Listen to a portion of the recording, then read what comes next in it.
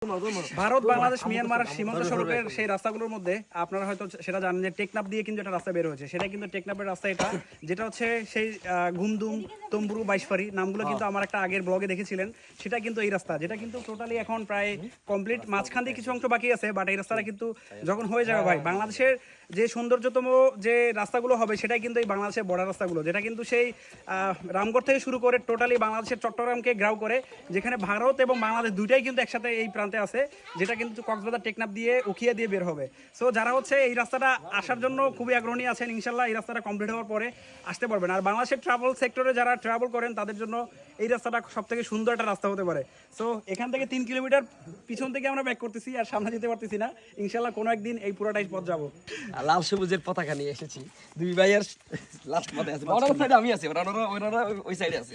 সুতরাং এখান থেকে আমরা কামাল ভাইয়ের জন্য শুভকামনা, আলীকদমে আসলে সবসময় পাই। কামাল ভাই কিন্তু রিসেন্টলি রাসেল ভাই কিন্তু আজকে আমি ধন্য, ওনার কিন্তু ছেলে আজকে এখানে এসে কেমন লাগতেছে?